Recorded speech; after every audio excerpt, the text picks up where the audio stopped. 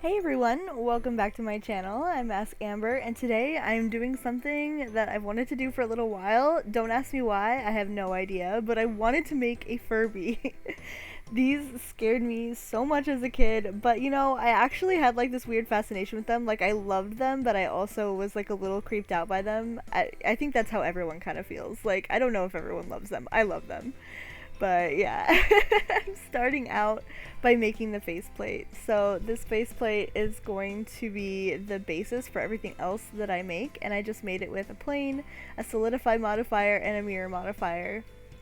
Then what I'm doing is just taking this sphere and mirror modifying that as well, and then I'm placing a Boolean modifier on the plane so that it kind of cuts that out, because I wanted to have the appearance of an eye socket so that I can put my eyeballs in and it'll look even creepier, because if I just put the eyeballs on the faceplate, it's not going to look as realistic and not as creepy. So this is definitely better in my opinion. So once I add the eyeballs in, you can see this is pretty disturbing already. Then I add the eyelids. I'm adding a solidify modifier to give them a little thickness. And then I'm just adjusting the eyeballs and the eyes in the faceplate so that they look maximum creepiness. Next is the sensor that I'm making on the top that makes it, you know, actually sense what's in front of it so that it can talk and make creepy noises and stuff. I remember one time my mom had gotten a Furby for, I don't even remember where this Furby came from, but at the end she had hated it. I think my mother very much regretted buying that Furby, because one year on her birthday, I think it was my dad, he wrapped up the Furby like without turning it off and put it in a present so that as soon as she opened it, it started talking to her. And like it would show up like in the laundry room, like in the kitchen, like all over the place, and it would just start talking randomly. I thought it was hilarious. I'm pretty sure my mom didn't think it was that funny, but you know, us kids, we thought it was hilarious. Anyways, back to the Furby. I am making the mouth now. Basically, it's just a sphere with a wedge cut out, kind of like a Pac-Man. And then I added a solidify modifier to it before adding the tongue piece, which right now all I'm doing is just curving this out. I add a lot of little bevels and just kind of change the shape a little bit so it's more rounded. It was a little too square at first, so I want it to look more like an actual tongue, so I made it all rounded, and then I added the smooth object to it so that it's nice and smooth before adjusting the rest of the faceplate to fit around it. When I work on the eyes, even I was a little creeped out. I was like, this is so weird. Like, it doesn't even have textures on it yet, and you can already see the creepiness of it. It's fantastic. Then I moved on to making a base. I'm going to be covering this in fur, so it just needs to be kind of, you know, the right shape for the little feather mohawk thing that Furbies have, which is really weird. The more I looked into the design of these Furbies, I'm like, who thought of this? Like, who thought this up? Who designed this? Like, where did this come from? I need to look more into that, because these are just like highly interesting little creatures. I mean, I don't even know what kind of creature this is. When I was making the ear, I was a little confused. I was like, what kind of ear is this? Like, you can see here I have a subdivision surface modifier as well as a mirror modifier so that it's editing both sides at once. And I had a little trouble finding the actual shape of this ear. I kind of worked with it a lot before I felt comfortable enough having it be actually on the model, because it was just such a weird shape. So after I applied that mirror modifier, I'm going to go ahead and add bones into these ears because I want them to be able to wiggle and jiggle. If you are interested in this FBX, it will be available on my Patreon, and so I wanted to make sure that it had dynamic bones in the ears so that they would wobble if you wanted to bring it into a VR chat or a 3D program. Then I moved on to making the eyelashes. I just made this out of a curve with some geometry added. I have a video on how to do that coming up on my channel.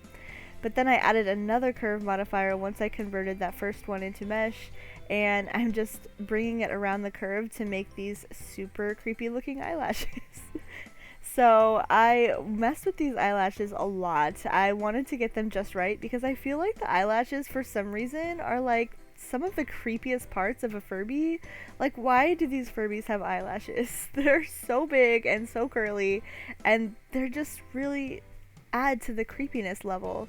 Also, are Furbies girls or boys or both? Do they have personalities? Like, I don't remember the lore. Like, I should probably look into it a little bit more. But I just thought it was really funny that they have these gigantic eyelashes. So mine is going to be a girl from now on. She's going to be labeled female just because I feel like it. And, you know, it's my Furby, so I can decide. So I'm thinking that it looks pretty good right about now, and I think I'm ready to move on to the next step, which is adding these little feet slash paws slash paddles slash I actually have no idea what these things are. Like, when I put them on, they actually kind of look like duck feet, but they're like fluffy. I don't know, like, what is a Furby? Like, what species is it? It's kind of like a mixture of all species. Maybe that's what makes it, like, so creepy, but I'm not sure. What do you guys think? Let me know. I ended up putting these on the model, but they looked really kind of, like, weird. I ended up adjusting them so much, putting a mirror modifier on and just moving them around a lot, changing the size. I had reference pictures, too, and these feet were just weird to me. I couldn't get them. I ended up just settling on how they are. I ended up liking it in the end, so that's good. The next step was to do the UV map. Now I went through and did each one of these pieces individually and then added them all to the same UV map because I wanted them all on one texture, because I wanted to make sure that I could get the scale right on all of them and also just have less textures. I ended up having a couple of materials, but the texture was all the same on all the materials, so I just added the same texture to the different materials before exporting that UV map, bringing it into Photoshop, and now I'm just adding all of these different colors to the Photoshop file. And for those of you who want to use this Furby in the future and maybe change the colors up, change things, and you are very overwhelmed with how many pieces are on this one single texture, I went through and put labels on everything. This is also for my own sanity because I did not know if I was going to be able to remember what all these were if I personally wanted to change the texture later. So they all have labels, and this is the exact texture that will be available in the file on my Patreon.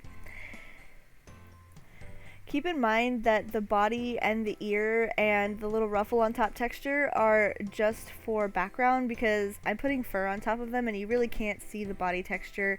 You really can only see the fur once it's done.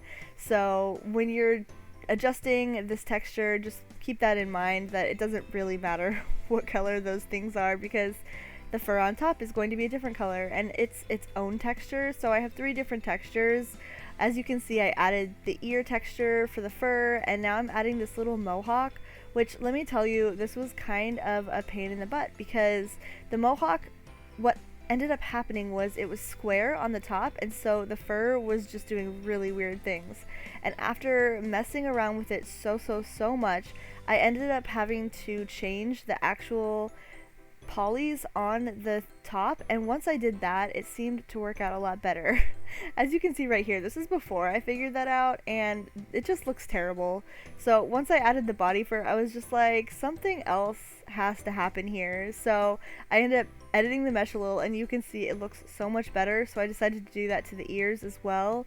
I basically made it a little bit just more rounded along the edges so it could curve around the edge instead of just being up and then directly to the side. So if you're ever having trouble with fur, that was how I figured it out. Once I do that, I'm just kind of separating out the different pieces that I want to be glossy and shiny because they're going to have the same texture, but I definitely want them to have more shine than the matte plastic faceplate. And then, of course, last minute changes, I decided to change the ears and the feet from black to just a darker version of that purple because I felt like it was a lot more cohesive. And after a few final details and weight painting and everything, here is the final result. I think it is absolutely hilarious, super creepy. If you want one of these for your own, like I said, it will be available on my Patreon, so go ahead, head over there for all patrons. You can download this little Furby and put it in VR chat or just have it for yourself. Thank you so much for watching this video, and I'll see ya in the next one.